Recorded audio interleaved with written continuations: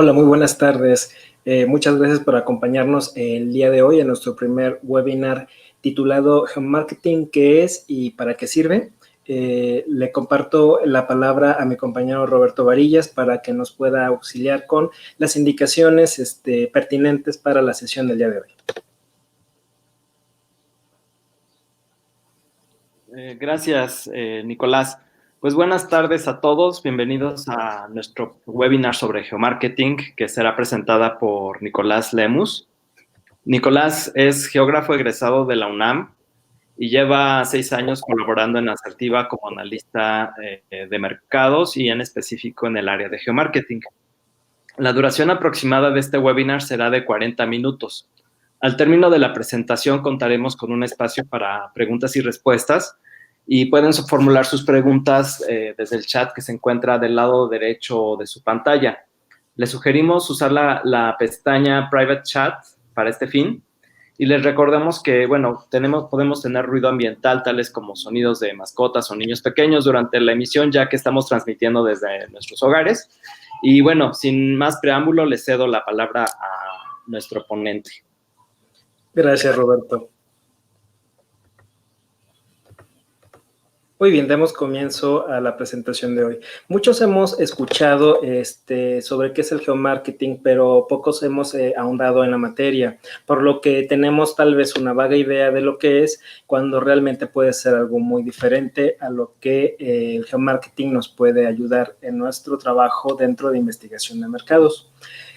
Primero vamos a abordar qué vamos a ver el día de hoy. Tenemos 4 temas principales. El primero es decir qué es el geomarketing, iniciar por el comienzo. El segundo tema es el de datos georreferenciados. Por último, vamos a ver 2 herramientas novedosas que tal vez se nos están escapando en geomarketing.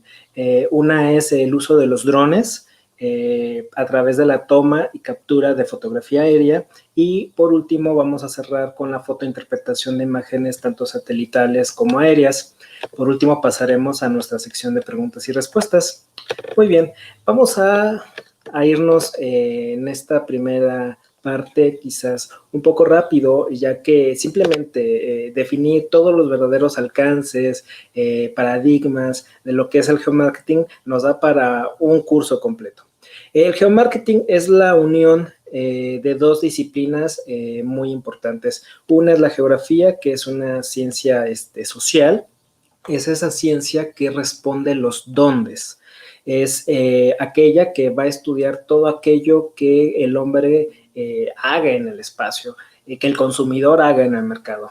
Los consumidores establecen puntos de venta, establecen rutas de compra, establecen patrones de consumo en el territorio, en las colonias, en los centros comerciales. Inclusive dentro de una tienda tienen patrones de movilidad. Entonces, estos se pueden plasmar en el lenguaje del geomarketing, que también es el de la geografía, que es la cartografía, los mapas, los planos, los croquis, nos van a servir para poder aterrizar toda esa información. Y lo que quizás en un análisis estadístico ya nos puede dar mucha información y datos muy valiosos para incrementar nuestra rentabilidad, el geomarketing da un salto más arriba para poder tener análisis y hallazgos georreferenciados. Ahora bien, un tema en el que, por ejemplo, compañeros economistas, marqueteros y geógrafos que compartimos en común es, por ejemplo, la fricción del espacio, que vamos a abordar un poquito más adelante, quizás con ejemplos en una escala muy pequeña. Ahora, el marketing es lo que nos reúne a la gran mayoría de los asistentes el día de hoy. Creo que es un poco redundante explicarlo, pero bueno, vamos a abondar en que el marketing tiene las 4 famosas P's, algunas de ellas ya superadas, algunas de ellas también ya más definidas, más exploradas. Tenemos el producto, tenemos el precio, tenemos la promoción y el punto de venta. El punto de venta es el componente territorial del marketing y ese es el cual la geografía va a ayudarnos a poder entender y hacer análisis más profundos. Entonces, de la unión del marketing y la geografía nace el geomarketing. Entonces, tenemos dos elementos también importantes dentro del marketing, que sería el consumidor, que sería la meta al que van enfocados nuestros esfuerzos. Ellos representan la demanda en una fase muy inmediata, y ellos van a tener también una componente territorial muy importante. Por adelantarnos quizás un poco, niveles socioeconómicos, tienen una distribución espacial, y es algo que a nosotros nos quita el sueño, porque identificarlo es muy importante. Y también tenemos a las empresas, a las marcas, a las fábricas, aquellas que están generando todos aquellos productos y servicios que los consumidores van a demandar y van a buscar. Esos también tienen una componente territorial. ¿Dónde están las fábricas? ¿Dónde están las generadoras de contenido? ¿Dónde están los puertos, las rutas, las carreteras, las bodegas? Y vamos a ver unos pequeños ejemplos, un poco de escuela, muy básicos para poder tener una idea mucho más profunda y clara de lo que el geomarketing realmente es y hasta dónde llega. Muchos de nosotros, nuestro último contacto con la geografía, y por ende la primera parte de geomarketing, son los mapas de recursos naturales, en donde, por ejemplo, tenemos que aprendernos dónde había más pinos, dónde había petróleo, dónde había fábricas, dónde había minerales. Esto no es muy diferente a lo que el geomarketing aterriza en proyectos ya muy específicos, pero quiero que quede claro que no es aprenderse a dónde están los consumidores, no es solamente identificarlos. Esta es una primera fase de un estudio de geomarketing. Vamos más allá de eso. Queremos nosotros responder el dónde. ¿Por qué están ahí las tiendas? ¿Por qué están ahí los consumidores? ¿Por qué los consumidores siguen esas rutas? Entonces, esta idea que vemos en la presentación, digo, es una idea muy, muy alejada de lo que nos puede ofrecer realmente el geomarketing. Ahora, el espacio, el territorio, el día de hoy, en la época de las grandes tecnologías, creemos que no ofrece resistencias, que todo es plano, que todas las distancias se han acortado. Pero hay un problema que había mencionado hace unos momentos, de fricción del espacio. En marketing tal vez es una idea que tenemos presente, la tenemos implícita, pero no la abordamos correctamente o la damos por sentado, e inclusive pensamos que otros expertos se van a encargar de eso. La fricción del espacio es aquellos obstáculos que el medio físico y también algunos accidentes humanos, hablando de política, hablando de guerra de costos, pueden entorpecer, pueden detener, pueden ralentizar aquellas manifestaciones territoriales del marketing. Por ejemplo, un ejemplo muy claro que colocamos en esta diapositiva, vemos un mapa del mundo y vemos una flecha naranja que podría ejemplificar una de las principales rutas marítimas para productos que puedan intercambiarse de las fábricas de China, de Vietnam, Corea del Sur, de Japón, y algunas podrían seguir una ruta por el Pacífico para llegar a los puertos norteamericanos, de Sudamérica, inclusive mexicanos. Pero ¿qué pasa cuando de repente un tifón, un tsunami o alguna guerra comercial entre los países que bordean la cuenca del Pacífico? Pues esto nos va a generar que las llegada de productos, por decir, memorias USB, puedan subir de precio, puedan ser más escasas, disminuye el número de modelos. Entonces, geomarketing también nos ayuda a elementos tales como los que acabamos de mencionar, de fenómenos que pueden entorpecer, que pueden representar un riesgo, más ahora que estamos en esta pandemia, que algunos decimos y pensamos, bueno, sabemos que existen riesgos sanitarios, pero también están estos riesgos de la fricción del espacio. En geomarketing se les da una prioridad más alta y se permiten hacer planes de contingencia previos a que suceda. Y en este mapa vemos cómo se entorpecen las rutas, y a continuación tenemos también un tsunami que entorpece la llegada de estas mercancías y algunas veces servicios. Y aquí adelantándonos también al punto de venta, que es la parte que el geomarketing se va a especificar literalmente. ¿Dónde? ¿Dónde están esos puntos de venta? ¿Dónde están esos puntos de consumo? Ahora, ¿qué entendemos tradicionalmente por geomarketing? Muchas veces nos vamos sobre los entregables, sobre lo visual, lo que puedo tocar y lo que puedo compartir con mis iguales. Geomarketing, nuestra idea única y principal son los mapas. Mapas tenemos muchos, como lo tenemos en esta diapositiva. Vamos a ver algunos ejemplos de ellos. Vamos a poner un ejemplo muy sencillo. Vamos a hablar de la alcaldía Benito Juárez en gran parte de la presentación y de estas tiendas de conveniencia de la marca más reconocida en esta categoría. Mi primera pregunta es, ¿ustedes han visto un patrón territorial muy particular para los Oxxos? De entrada tenemos dos fotografías, una de una sucursal en esquina y otra de una sucursal a mitad de manzana. ¿Cuál les parece a ustedes que puede ser la que tiene mayor número de sucursales? Sin entrar en suspicacias y sin detenernos mucho, realmente son las esquinas, porque son los puntos en donde se obtiene una mayor exposición del área de venta, es un sitio en donde se garantiza un mayor número de paseantes, se localizan en puntos muy concretos para poder garantizar una tasa de consumo importante y que permita a los franquiciatarios en un momento dado, pues, tener una sucursal sana.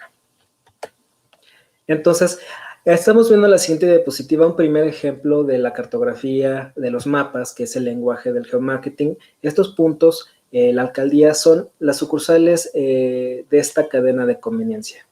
Como pueden ver en un principio, pues, esto ya nos ayuda mucho a poder tomar algún tipo de decisiones. Nos ayuda también a tener un primer vistazo de lo que podemos nosotros estudiar con este tema en particular. Lo vamos a ver a continuación con otros mapas más puntuales. Tenemos un mapa de polígonos. El mapa de polígonos, como su nombre indica, nos está indicando grandes áreas.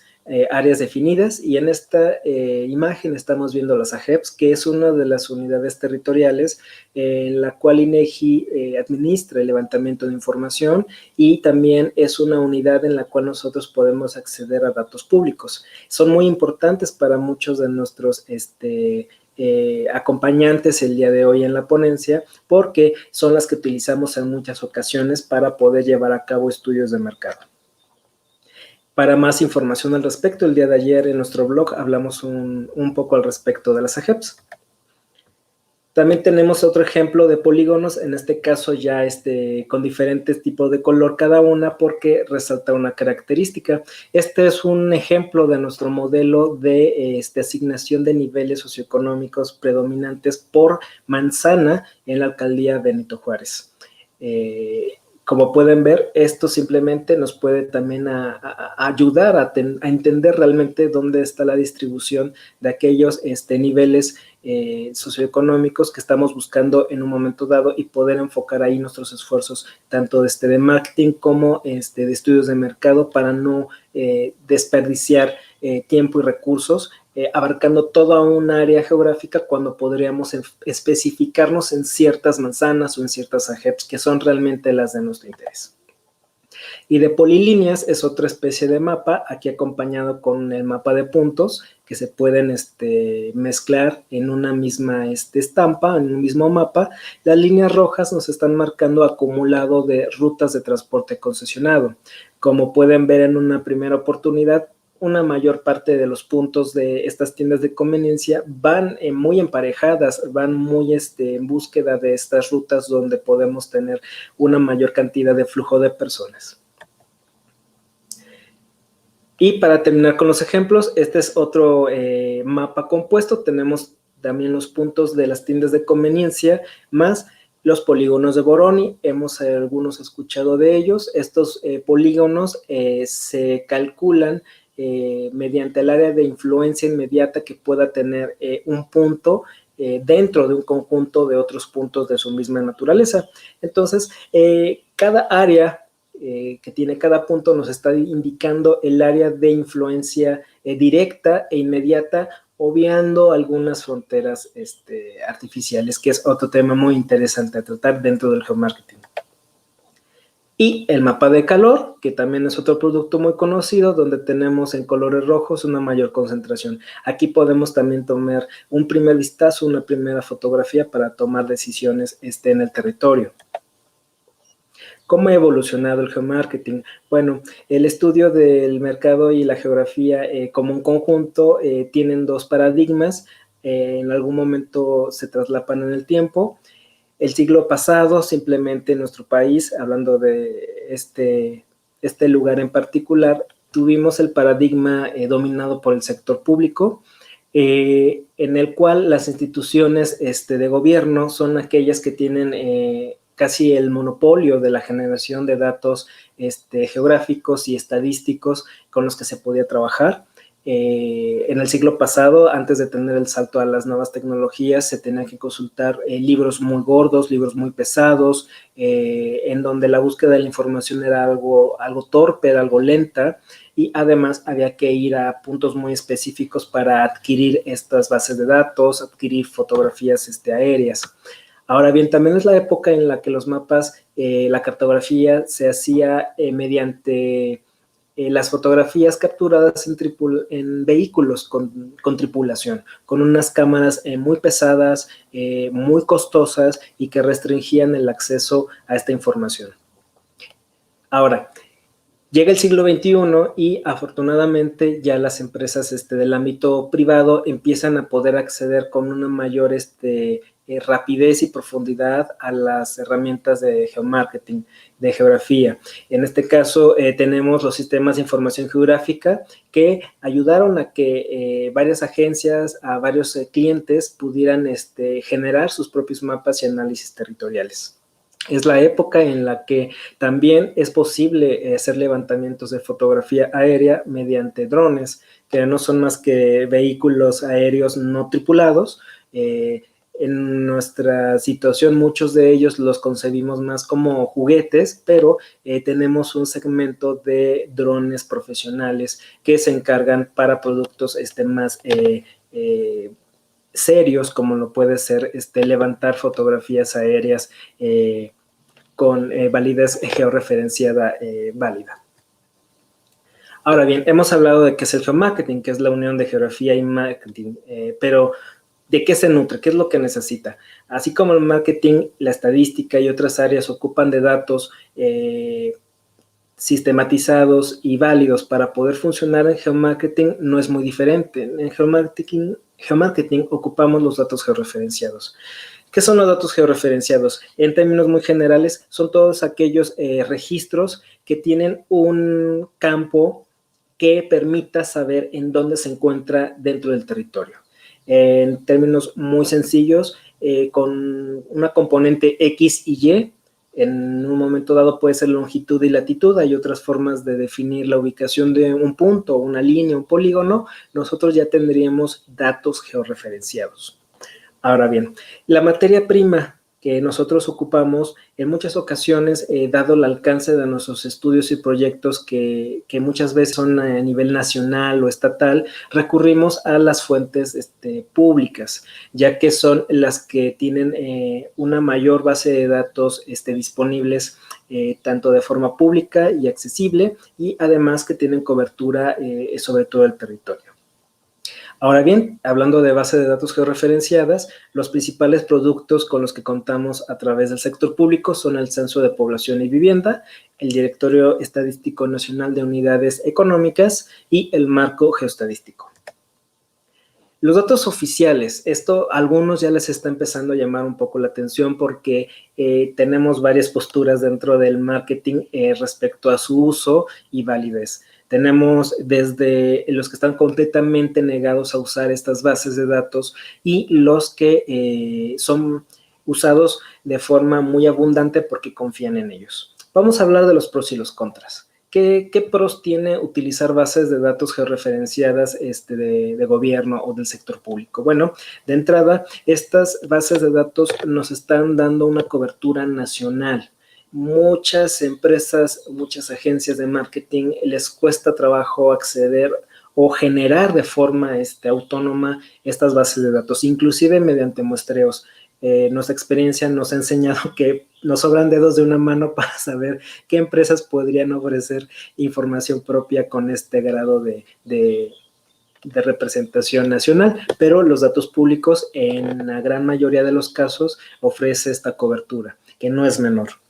Así también, algunos desprestigian, algunos tachan sin revisar la calidad del diseño de levantamiento, de limpieza de datos, de los datos georreferenciados públicos. Realmente las instituciones gubernamentales, principalmente hablando de INEGI, son referente internacional por la calidad, por la seriedad del diseño. de los levantamientos, de los conceptos, de las cuadrillas de campo y de la validación de los datos. Como toda base, tienen que limpiarse, pero la calidad del producto para la escala que estamos manejando realmente es más que aceptable y varias instituciones similares en todo el planeta siguen en mucha medida el ejemplo de INEGI. Ahora, otra situación también es de que estos datos públicos hasta el momento son de muy fácil acceso y también en muchos casos son gratuitos. En muy pocas ocasiones hay restricciones de acceso por términos de presupuesto o por términos de acceso a esta información mediante las nuevas tecnologías. Ahora también varios conceptos que también es importante hablar son definidos y dictados desde el sector público, como las AGEPs, como los límites estatales, también los datos, ¿no? De varios ejercicios que inclusive la Asociación Mexicana de Agencias de Investigación de Inteligencia de Mercados y Opinión Pública utilizan como la encuesta nacional de ingresos y gastos en los hogares, que suelen ser la base para poder contrastar y comparar las subsecuentes algoritmos para definir los niveles socioeconómicos. Ahora, ¿qué obstáculos representa? Como ya lo mencioné, algunas veces muchos de nosotros nos hemos decepcionado porque en una primera instancia, si queremos trabajar de forma inmediata con las bases de datos públicas, en un momento pueden representarnos mucho ruido por aquellos registros que por la naturaleza del levantamiento puedan estar fuera de la media.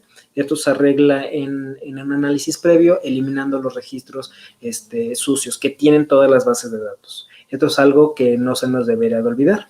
Y además, por desgracia, dentro del marketing, debido a que las fuentes públicas se enfocan a asuntos más restringidos y que atienden a las necesidades gubernamentales, quizás no todos los temas de nuestro interés están cubiertos por estas fuentes, pero sin embargo, las que están disponibles y se enfocan a nuestra área de trabajo realmente son muy ricas y son muy valiosas para trabajar. Hablemos rápidamente de dos de las bases de datos más populares, más conocidas y que muchos hemos trabajado o escuchado trabajar. Una es el Censo General de Población y Vivienda. ¿Qué características tiene? Quizás algunos ya sepamos, pero los que no vamos a revisarlas. Este registro nos da datos de todos los habitantes, viviendas y hogares a nivel nacional. Claro, va a haber hogares que en alguna medida puedan dar información imprecisa, puede haber hogares que se nieguen a dar información, pero durante el diseño del cuestionario ya se contempla en el margen de error este tipo de situaciones. Lo digo por el ejercicio de 2010 que ha tenido mucha repercusión en redes sociales respecto a este tópico. Ahora bien, como ya sabemos, el censo se levanta cada 10 años y se define dentro de las mejores prácticas internacionales para su ejecución en todas sus etapas, salvo algunas deshonrosas excepciones como el censo de 1980, pero realmente esas son situaciones muy excepcionales. Realmente los censos de población y vivienda en México son muy robustos y permiten tomar decisiones en muchos ámbitos. El diseño de los cuestionarios del censo en México, por lo menos, tiene la particularidad de que nos permite comparar diferentes ejercicios censales a lo largo del tiempo sin tener problemas de cambio de concepto o con desaparición abrupta de estadísticas o de estándares o de tasas y de variables. A lo largo del tiempo, México ha sido muy constante en mantener las mismas preguntas a lo largo del tiempo sin reformularlas, y esto nos permite poder hacer comparativas durante décadas atrás, y esto puede ayudarnos a hacer extrapolaciones en un momento dado con más fidelidad que en otros países como Estados Unidos, que por decir un ejemplo, cada censo cambia conceptos y no es posible comparar el último censo con el que le antecedió porque son incompatibles estadísticamente hablando.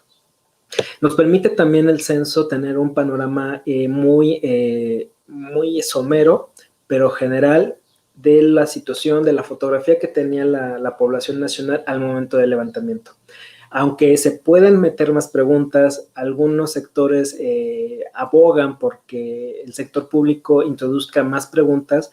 Las que se aplican en cada censo ya nos muestran realmente aspectos como uso de televisión, de lavadora, de internet, de automóvil, drenaje, energía eléctrica, que pueden ser pocas preguntas en un momento dado, pero para trabajar ya nos están dando muchísima información, muy valiosa para trabajar. Y por último, los datos del censo son muy básicos para cualquier intento de ponderación, de planificación e inclusive generación de otros conceptos territoriales como la delimitación de zonas metropolitanas, que seguramente vamos a ver se van a redefinir en los próximos meses.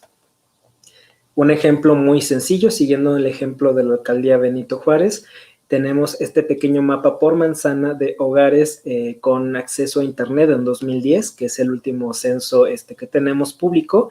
A mayor profundidad del color rojo tenemos una mayor concentración. Y aquellos que conozcan Ciudad de México o que tengan algún conocimiento de la alcaldía Benito Juárez podrán darse cuenta que sobresalen aquellas colonias donde por observación y conocimiento público podríamos hipotetizar que tenían mayor acceso a este servicio en ese momento dado. Y por último pasamos al Directorio Estadístico Nacional de Unidades Económicas. Esta base de datos nos está mostrando, nos está ofreciendo un directorio de todos aquellos puntos que son unidades económicas fijas de las más diversas áreas y giros comerciales y de servicios a nivel nacional. Por desgracia, algunos sectores de la economía están excluidos por ley, por ejemplo, las agropecuarias, por temas de especificidad en las dependencias públicas, pero realmente la mayor parte de las unidades económicas ya están aquí registradas. Otro beneficio del directorio es que a diferencia del censo, no se espera a un periodo de tiempo mediano o largo para renovarse. Se está actualizando con cierta frecuencia y no es raro el año en que se renueve al menos más de una vez. Ahora bien, nos permite también hacer algún tipo de planificación para levantamientos de campo, más que nada cuando tenemos que diseñar visitas a algunos comercios, el directorio nos puede ayudar a tener una mejor planificación al momento de indicar a dónde tenemos que visitar, cuál es el número de unidades y en dónde se encuentran. También nos está indicando solamente aquellos negocios que se encuentran en locales fijos. Por desgracia, el manejo y registro de los semifijos y ambulantes no son campo de acción del directorio en este momento, pero sin embargo, lo que nos presenta al día de hoy ya es muy valioso. Y por último, nos está ofreciendo una clasificación de cada unidad económica por el rango de empleados que quien responde a la encuesta indica al entrevistador. Esto ya nos está dando la oportunidad de poder clasificar a las unidades económicas en rangos de tamaño y poder ejecutar algunos modelos para poder inferir otras variables de los diferentes giros comerciales y de servicios que hay a nivel nacional. Aquí un ejemplo de un registro único para una de las unidades económicas, siguiendo nuestro ejemplo de tiendas de conveniencia. Quería nada más recalcar, no es completa la ficha, hay todavía más datos que revisar, pero en un recuadro rojo aparecen los elementos de la georreferenciación. Todos los datos de geomarketing tienen que tener una georreferencia para poder trabajar con ellos. En este caso tenemos la latitud y la longitud de esta sucursal en particular. Ya para cerrar nuestra presentación, vamos a hablar ya de los drones y la fotografía aérea. Bueno, adelantaba hace unos minutos que los drones son más que juguetes. Los drones profesionales, que ya tienen envergaduras más grandes que la de un juguete como tal, ya nos permite acoplarle no solamente cámaras profesionales, sino otro tipo de dispositivos que nos están dando un gran abanico de nuevas posibilidades. No es un secreto, algunos de nosotros, por ejemplo, hablando de los alcances que los vehículos aéreos no tripulados nos ofrecen, son los proyectos pilotos de Facebook y de Amazon para poder hacer entregas a domicilio a través de estos vehículos. Pero bueno, regresemos al geomarketing para no empezar a divagar.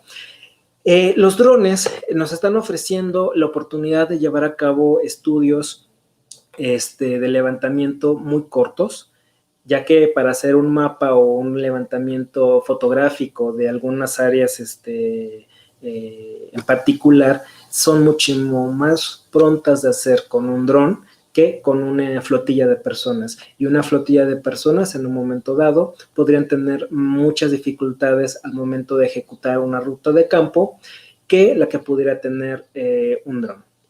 Ahora bien, la calidad de las imágenes con un dron son muy altas, el grado de detalle, la definición del píxel es muy pequeña y nos puede dar la oportunidad de poder tomar una percepción mucho más precisa de lo que un mapa nos pudiera dar para poder inferir, clasificar, analizar y definir elementos como viviendas, edificios, centros comerciales, carreteras, albortantes, parques, etcétera, etcétera. También es ideal para ejercicios que se hagan en áreas reducidas. Por el tamaño del aparato, pensar en utilizarlos para áreas medianas y grandes realmente es inoperable y en esos casos ya tendríamos que pensar en otras soluciones. Por lo tanto, por último, el grado de personalización del uso de las fotografías que pueda tomar un dron son muy personalizables, muy customizables para los objetivos particulares de nuestros estudios. ¿Qué obstáculos puede ofrecer el uso de los drones y la toma de fotografía aérea? Bueno, por desgracia, hasta el momento el abanico de proveedores en nuestro país que pueden ofrecer servicios profesionales de renta, de manejo y toma de las fotografías aéreas es un poco reducido.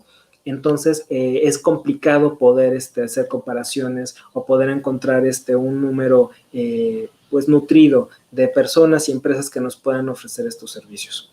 Y por último, al menos en México ya se han dado los primeros pasos para poder tener reglamentado el uso de los drones. En Ciudad de México ya hay espacios en los que está limitado el uso de estos aparatos debido a los riesgos que a la navegación comercial pudiera representar.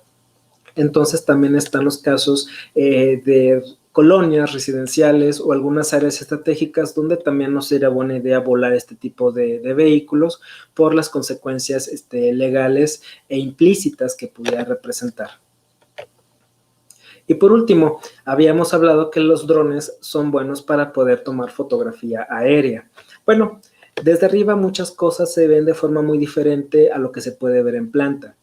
Entonces, ¿qué podemos nosotros obtener con la fotointerpretación de las imágenes? Bueno, nos permite comparar diferentes periodos de tiempo de un mismo territorio o espacio, ya que si contamos con fotografías de un momento A un momento B, podríamos hacer comparaciones.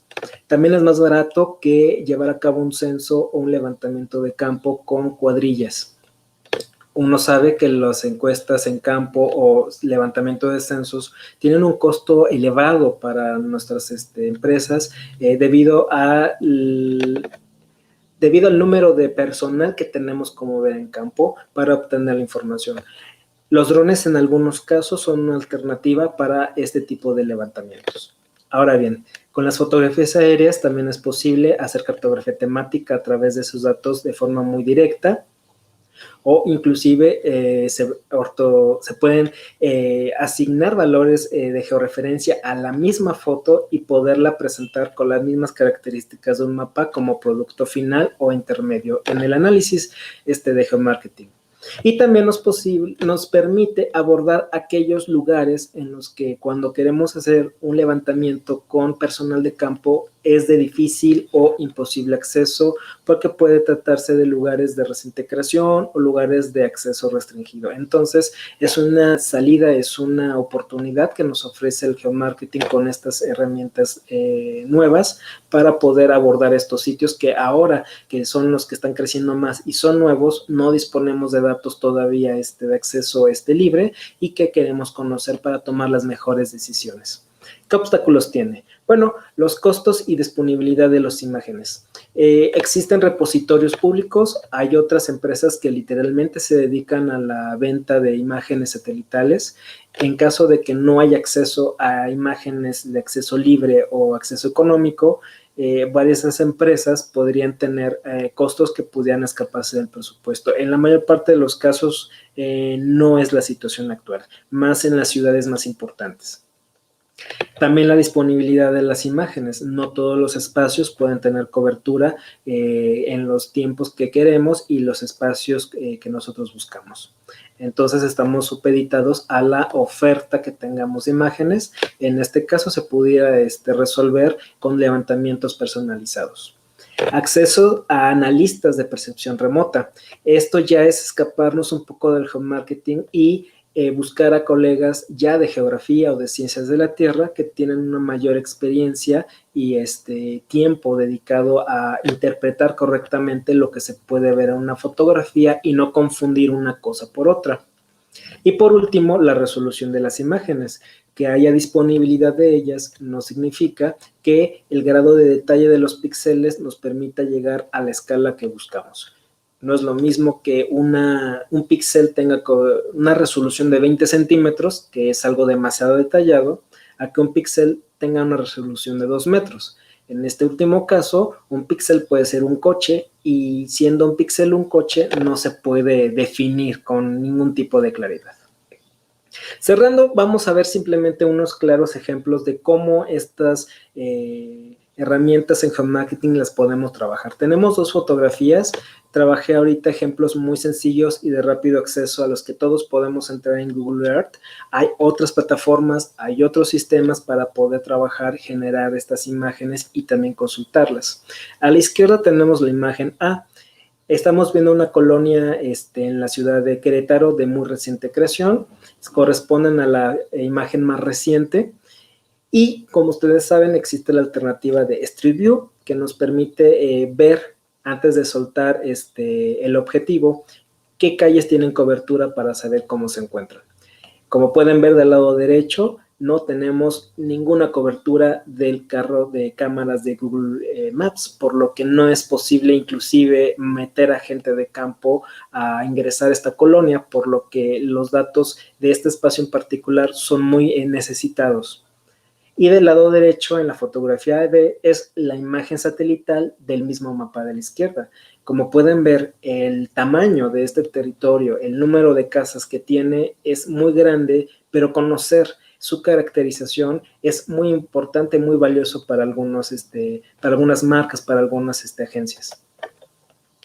Otro ejemplo del análisis que podemos obtener a través de fotografía satelital o aérea es la de las imágenes C y D. Es el mismo sitio en 2 momentos en el tiempo muy diferentes. En la primera, a la izquierda, abril de 2012, este fraccionamiento apenas tenía un crecimiento muy incipiente, el número de viviendas era pequeño y todavía no era posible identificar, por ejemplo, la tasa de crecimiento o cuánta gente iba realmente a vivir ahí. En la imagen D tenemos ese mismo espacio en marzo de 2018. El crecimiento es más que notorio, es más que evidente, pero sin embargo es un reto poderlo cuantificar, medir y interpretar. Y hablando de los detalles, tenemos un acercamiento a un punto de la fotografía anterior. Tenemos imagen E, abril de 2012, e imagen F, marzo de 2018. Tenemos un crecimiento importante y gracias al detalle de la fotografía ya uno podría empezar a inferir características como si está habitada, si se han hecho adecuaciones y otros elementos que los expertos en percepción remota nos pueden ayudar a identificar en geomarketing. Muy bien. Pues ya terminando esta presentación, tenemos como resumen los siguientes puntos. Que el geomarketing nos está ofreciendo inversiones de tiempo y dinero más pequeñas que las de levantamientos tradicionales, porque a través de trabajo de campo, de escritorio, perdón, podemos tener hallazgos en menor tiempo y nos permiten tomar decisiones más rápido. También nos permite realizar estudios con un alto grado de personalización debido a la capacidad de enfocarnos a ciertos detalles de las bases de datos disponibles. Nos facilita el diseño de otros estudios, ya que a través del manejo de estos datos se hacen las ponderaciones, se definen rutas de campo y se da asignación de áreas de cobertura, tanto de encuestadores o, por ejemplo, también de penetración de pruebas de producto o activaciones. También nos define patrones territoriales que con otros métodos sería estadísticamente más difícil o más complejo, ya que un estudio con estadística simple no nos va a mostrar patrones territoriales. Ahora, ¿qué limitante nos ofrece el geomarketing? Requiere de personal altamente preparado, que tenga experiencia en el uso de las herramientas geográficas y que también tenga un buen conocimiento de marketing para poder identificar correctamente los temas que nos es de interés en el mercadeo. Así también hacer una buena elaboración de resultados, de hallazgos y de presentables a la hora de la toma de decisiones. Hay pocos proveedores en el mercado en este momento. También tenemos una alta dependencia de la disponibilidad de bases de datos georreferenciados de acceso público, pero sin embargo siempre es posible generarlas en casa. Por último, también va estrechamente realizado con el cruce de hallazgos de otras áreas. No solamente podríamos dedicarnos a irnos a lo que el geomarketing diga, sino que tenemos que cruzarlo y sostenerlo inclusive con lo que estudios cualitativos y cuantitativos nos indican. Ejemplos de estudios donde nos puede ayudar el geomarketing están los censos, entrevistas cara a cara georreferenciadas, verificación en campo de bases de datos que ya tengamos, tracking de unidades semifijas y no fijas, simplemente tomar fotografía aérea para fotointerpretar, generación de modelos de distribución de niveles socioeconómicos, etcétera, etcétera. Perfecto. De mi parte es la información que les puedo compartir sobre qué es el geomarketing y qué sirve. Podemos pasar ahora a la sección de preguntas y respuestas. Vamos a ver. Si quieren realizar alguna pregunta, perfecto. Muy bien, tenemos una primera pregunta. Nos están, ¿con qué frecuencia se actualiza el DNUE? Muy bien, el DNUE se actualiza con base a cuotas de número de nuevas actualizaciones, por lo que no tiene un periodo definido de altas para la base de datos. Hay años en los que podemos tener simplemente 2 actualizaciones, hay años que podemos tener 3 o hasta 4. Depende del trabajo de que los chicos entrevistadores en campo puedan levantar.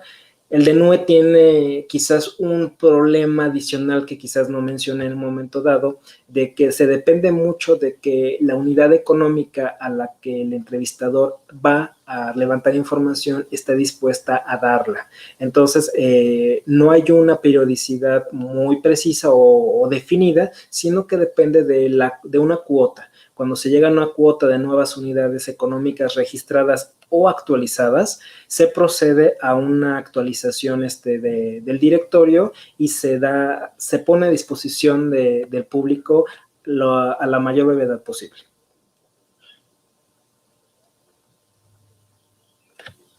También nos están preguntando si existe software o inteligencia artificial para analizar las imágenes satelitales de forma automatizada.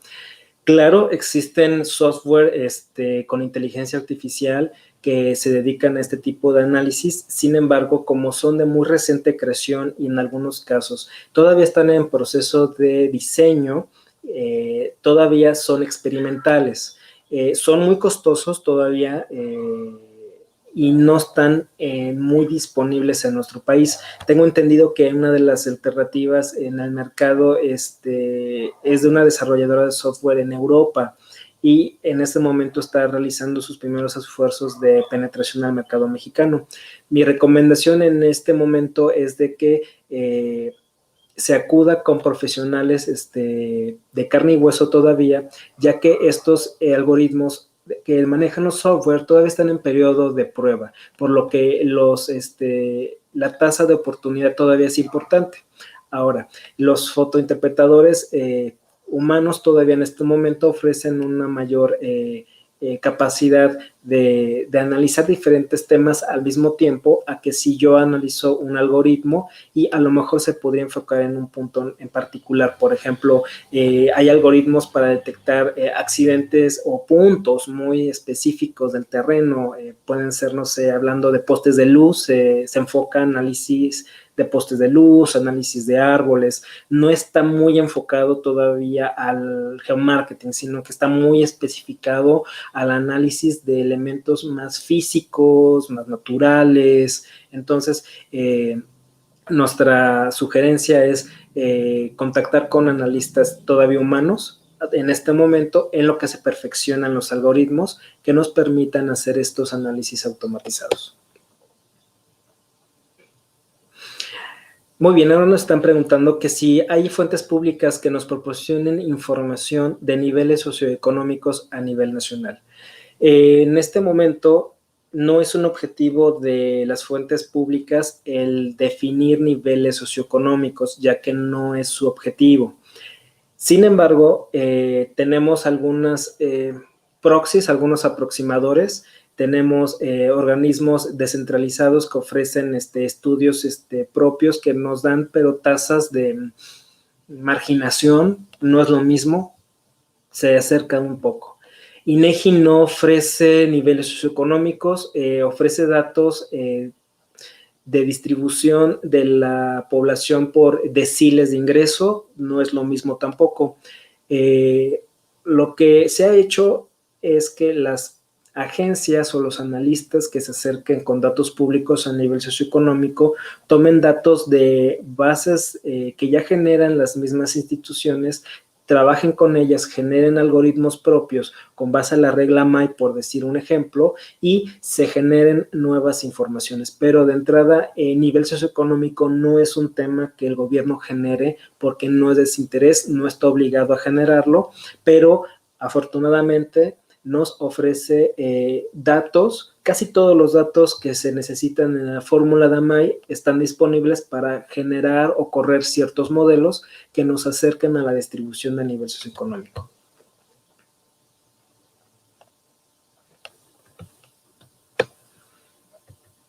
Perfecto.